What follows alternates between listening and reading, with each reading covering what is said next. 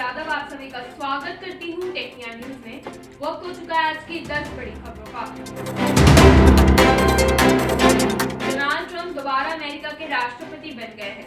प्रधानमंत्री नरेंद्र मोदी ने Donald Trump को बधाई दी है। बुधवार को राष्ट्रपति चुनाव की मतगणना में डोनाल्ड ट्रंप ने जीत के लिए जरूरी 270 वोटों का आंकड़ा पार कर लिया है।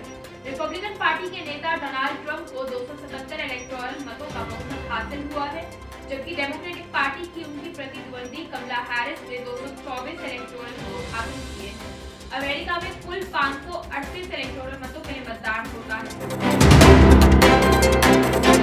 गुरुवार को राष्ट्रपति द्रौपदी मुर्मू ने लोगों को छठ महापर्व के अवसर पर शुभकामनाएं दी हैं। राष्ट्रपति ने छठ महापर्व को पर्यावरण की रक्षा के लिए प्रेरित करने वाला पर्व बताया है। उन्होंने कहा है कि ये त्योहार प्रकृति के दिए हुए अनूठे उपहार, नदियों और तालाबों का सम्मान करता है।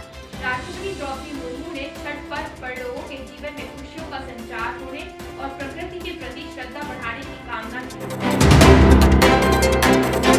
दिल्ली में छठ पूजा के लिए यमुना नदी के किनारे बनाए गए घाटों पर इस बार भी पूजा नहीं हो पाई। छठ में सूर्य देवता को अर्घ्य देने के ठीक एक दिन पहले दिल्ली हाई कोर्ट ने यमुना किनारे छठ पूजा करने की अनुमति देने से इनकार कर दिया। दिल्ली हाई कोर्ट ने निर्देश जारी करते हुए कहा है कि प्रदूषण के चलते यमुना के पानी से पूजा नहीं की जा सकती है। ऐसे जहरीले पानी में नहाने से लोग बीमार पड़ सकते हैं। दिल्ली हाई कोर्ट ने पिछले साल भी यमुना के घाटों पर छठ पूजा करने की इजाजत देने से इनकार कर दिया।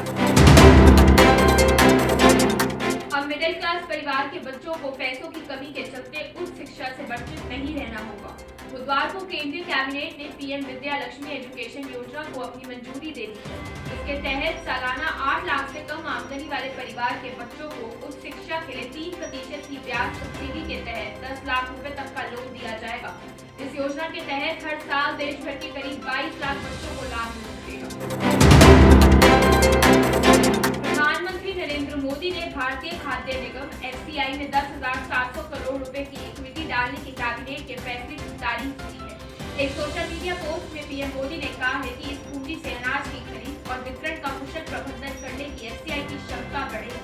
उन्होंने कहा है कि एफसीआई में डाले जाने वाली इक्विटी किसानों के लिए मददगार साबित होगी और उससे राष्ट्रीय खाद्य सुरक्षा को बढ़ावा भी मिलेगा। भारतीय रेलवे ने एक दिन में रिकॉर्ड स्तर पर यात्रियों को सेवाएं प्रदान करने का रिकॉर्ड कायम किया है। इसी हफ्ते 4 नवंबर को देश भर में 1 करोड़ 20 लाख लोगों ने रेल यात्रा की है, जो एक दिन में यात्रा करने वाले यात्रियों की सर्वाधिक संख्या है। पश्चिमी रेलवे ने प्रेस विज्ञप्ति जारी कर इसकी जानकारी दी है। प्रेस विज्ञप्ति के अनुसार इस दिन 20 लाख से अधिक आरक्षित और 1 करोड़ से अधिक अनारक्षित गैर उपनगरीय यात्रियों ने रेल सेवाओं का उपयोग किया है। बुधवार को जम्मू कश्मीर विधानसभा में अनुच्छेद 370 की बहाली की मांग का प्रस्ताव पारित हो गया है। केंद्र शासित प्रदेश में पहली बार बहुमत से जीतकर सरकार बनाने वाली नेशनल कॉन्फ्रेंस ने 4 नवंबर को विधानसभा में प्रस्ताव पेश किया था। वहीं विधानसभा में भारतीय जनता पार्टी के सदस्यों ने इस प्रस्ताव का विरोध किया है, जबकि नेशनल कॉन्फ्रेंस को समर्थन देने वाली कांग्रेस के सदस्यों ने इस पर कोई प्रतिक्रिया नहीं दी। यूएस एशिया रैंकिंग 2025 में शीर्ष 100 विश्वविद्यालयों में भारत के 7 विश्वविद्यालयों के नाम शामिल हैं। वहीं इस बार भारतीय विश्वविद्यालयों की रैंकिंग में आईआईटी दिल्ली ने आईआईटी बॉम्बे को पीछे छोड़ दिया है। यूएस एशिया रैंकिंग 2025 में आईआईटी दिल्ली 44वें स्थान पर भारतीय विश्वविद्यालयों में सर्वोच्च स्थान पर है, जबकि आईआईटी बॉम्बे 48वें नंबर पर पहुंच गया है। यूएस एशिया रैंकिंग संगठन ने इस बार विश्व भर में 6,278 विश्वविद्यालयों का सर्वेक्षण किया है, जिसमें भारत के कुल 162 विश्वविद्यालयों का नाम शामिल है। गोवा में 20 से 24 नवंबर तक फिल्म बाजार के 18वें और 55वें भारतीय अंतर्राष्ट्रीय फिल्म महोत्सव का आयोजन किया जाएगा। महोत्सव में विविधता पेश करने वाली 208 फिल्में प्रदर्शित की जाएंगी। इनमें से 145 फीचर फिल्मों, 23 मध्यम लंबाई वाली फिल्मों और 30 लघु फिल्मों को शामिल किया गया है। फिल्म बाजार के समीक्षा कक्ष में उन फिल्मों को प्रदर्शित किया जाएगा जो पूरी तरह बन चुकी है या अंतिम चरण में है। इससे नए फिल्म निर्माताओं को वैश्विक फिल्म प्रोग्रामर, वितरकों, बिक्री एजेंटों और निवेशकों से जुड़ने का अवसर मिलेगा।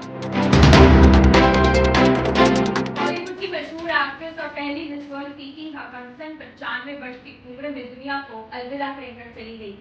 उन्होंने 4 नवंबर को कैलिफोर्निया में अपने घर पर आखिरी सांस ली। कीकी के परिवार ने उनकी मौत की पुष्टि कर दी है। कीकी हकनसन ने 1951 में मिस वर्ल्ड का खिताब जीतकर इतिहास रचा था, क्योंकि 1951 में पहली बार मिस वर्ल्ड प्रतियोगिता का आयोजन एक महोत्सव के तौर पर किया था। बाद में ये प्रतियोगिता एक वैश्विक संस्था बनी और कीकी हकनसन विश्व सुंदरी का खिताब जीतने वाली दुनिया की पहली महिला है। आज के लिए बस इतना ही। देखते रहिए टेक्निकल न्यूज। साथ ही साथ चैनल को लाइक शेयर सब्सक्राइब भी करें।